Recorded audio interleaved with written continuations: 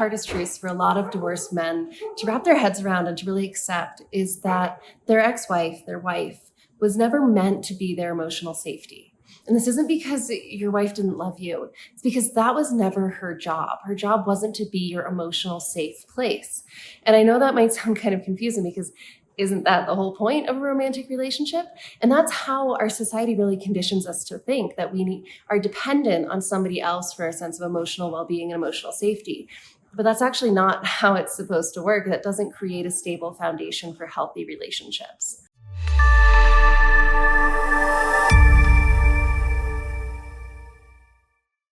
When you fall in love and get married, what happens is your brain ties your sense of safety, of comfort, of well-being to another person. So all of that gets attached to her inside the brain. She became your emotional home, your emotional safe place when you got married. And when she left, it felt like that home just burned down. You didn't just lose her. Losing her was bad enough, but you also lost your safe place. And so all of the massively painful emotions that you feel when you're going through a divorce, they make a lot of sense. It's not weakness that you feel desperate, that you feel alone, that you feel panicked, that you feel like you maybe can't survive this. You're feeling all of those things because your whole sense of emotional safety and well-being was attached to this one other human being. The problem with this is that when you outsource your emotional safety, when you're dependent on another person for your sense of emotional well-being, you become very dependent on that person, right? Your peace depends on their mood. If she's warm, if she's friendly, if she's present, you feel fine. But if she isn't, you're not okay. And heaven forbid that she's gone, and you don't know how to be alone with yourself. And I have a lot of men tell me that's a very different experience, that they're actually fine being alone with themselves. They don't have any problem going to work. I have guys who sometimes they work far away and they have to be gone for a week or even longer. And that's okay. It's a different kind of loneliness than when she leaves after a divorce. It's one thing to be alone and know that she's there, that your partner, your emotional safe place still exists. Then it feels okay to be alone.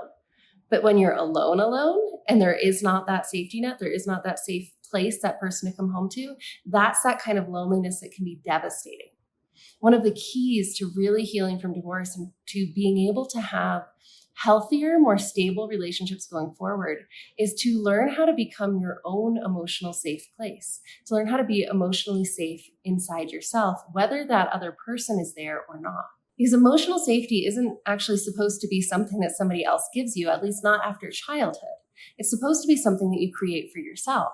And what is supposed to happen in the healthy development of a human being is that as a child, as an infant, we are completely dependent on others for our emotional safety and for our physical safety, right? A baby's not going to survive by itself. It needs its parents or a caregiver.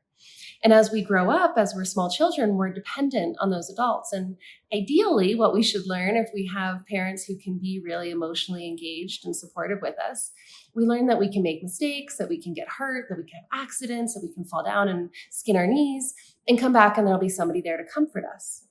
So there's this period in childhood where we are completely emotionally dependent on other people, on our parents or caregivers. But we're not supposed to stay that way. In an ideal child development, as we come into puberty in our adolescence, we go through a transition period where we transfer that sense of secure attachment that we had to an adult caregiver. Right? That sense that no matter what happens, if I get hurt or scared, mom's going to be there, dad's going to be there, there's going to be somebody to take care of me. We're supposed to then transfer that to a sense of I'm going to be okay. I can take care of me no matter what happens. And if you look back at a lot of different older societies and tribes, there were a lot of rites of passage for young people. Maybe my favorite example is the walkabout in Aboriginal culture, where a young man would have to go out and survive by himself in the bush for a couple of years, having this experience. And those kinds of traditions, like the walkabout or a young man's first hunt, those are all about this coming of age where you're transferring that emotional dependency from your parents to yourself. You're literally becoming independent as an adult. Did you have any of those experiences growing up? Did you have a ritual or a practice or a mentor who showed you how to transfer that sense of emotional security from your parents to yourself? I'm betting you didn't. I didn't. I haven't encountered many people who have had those kinds of rites of passage. And most of us actually didn't even have the first step. We didn't even have the secure attachment to our parents because for whatever reasons, the things they were going through, their traumas, their financial situations, they really struggled to be fully emotionally present and engaged for us when we were kids. So even before we got to the adolescence where we're supposed to become independent, we already weren't sure if there was an emotional safe place. Right? It felt like that was kind of dodgy ground. And then we go through adolescence and we never learn how to feel safe emotionally within ourselves. And maybe we never really felt safe emotionally anyway. And we meet somebody, right? You meet this girl, you fall in love, and maybe for the first time in your whole life, you feel held emotionally. And she becomes your emotional safe place. But that's not supposed to be the role of a romantic partner. That's the role of your mother when you're a baby. But after adolescence, that's a role you're supposed to play for yourself. And if we're emotionally dependent on other people for a sense of emotional safety, we cannot be unconditionally loving because we need them. We are literally dependent on them to feel okay. And if you're going through a separation or divorce and you're feeling really overwhelming symptoms, like terrified to be alone, don't know how to be alone, don't feel safe when you're alone, these are all just signs. They're telling us, okay, you never had that emotional security when you were little, and you never learned how to be that emotionally safe place for yourself. She was filling that hole for you. And now that she's gone, that hole, that wound is really wide open and exposed. And that's where the healing work is for you. And so it's not a bad thing. There's no weakness here. It's just biology. It's the biology of attachment. Right? You didn't have the right attachment as a child, and you never learned to transfer that sense of secure attachment to yourself as an adolescent. And so you've been dependent on your wife for it all these years. Creating emotional safety inside yourself, learning to be alone with yourself, can be achieved through simple practices of emotional regulation and self-identity work. When you do that work, you guys, the coolest things happen. So I want to share the stories of two of my clients who did this work. And yes, it is challenging. It's a little bit like going on that walkabout, except now you're not a 12-year-old, 13, 14-year-old boy. Now you're an adult man. Right? Like you have the resources, you have the skills, you can do this. And here are two of my clients who did it.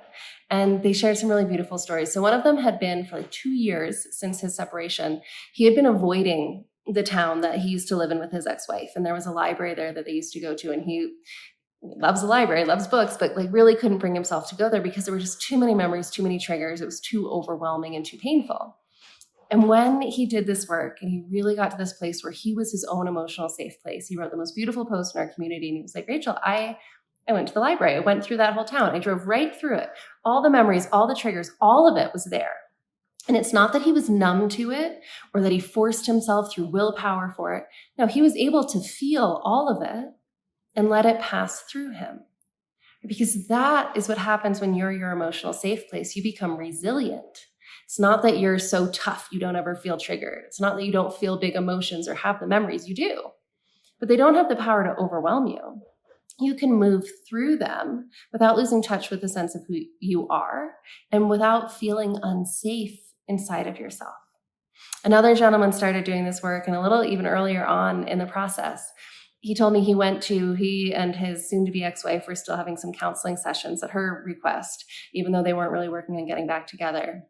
And he said, for the first time, I walked out of that counseling session and I felt satisfied because I spoke up and I said what was true and I said my part and I stayed calm in the session. I didn't feel triggered. I didn't feel reactive. I could listen to what she said. I could speak openly and honestly. He said, it's the first time I've ever left a couples counsel session feeling calm and at peace and happy with my part of it. Those triggers lose their power to upset you when you're your own emotional safe place. And this is when future relationships become possible and start to feel safe for you because you are no longer loving out of fear. You are stable and secure and happy and healthy within yourself. You are your own emotional safe place, and no one can take that from you ever again because it is yours. You created it from the inside out. So now when you move into an next relationship, it's because you choose it, because you want the companionship, you want the conversation, the friendship, the sex, to share a life with somebody, but not because you need them to be there to assuage your fear of being by yourself. Now you're no longer chasing peace through another person. You're living in a place of peace, and you're inviting that person to join you there. If you are ready to learn how to become your own emotional anchor, your own emotional safe place, instead of depending on somebody else to do it for you, then come with me into my free masterclass, How to Take Back Control of Your Life after divorce. Whether you are newly separated, still hoping to reconcile with your wife, or already divorced and trying to figure out how to move forward, this masterclass is going to show you how to become your own emotional safe place. It's going to teach you the emotional regulation skills and framework that you need to do that. The goal through this masterclass is to show you how to become calm, confident, and grounded, no matter what she's doing or not doing or saying or not saying, and no matter what other curveballs life throws at you, so that you can own that sense of emotional safety from the inside out. So come with me into the free masterclass, and let's start working towards becoming that emotionally safe place for you today. All right, guys, thanks so much for watching. I look forward to seeing you in the masterclass. I can honestly say I can see a future. I've got hope now, and you gave me hope a long time ago, and I've just kind of held on to that, and I'm in a better spot. I'm in a better spot. Just got to rebuild my life now. I'm 67 years old, so I don't know how a guy does that when you get that old, but I'll figure it out. I'll figure that part of it out.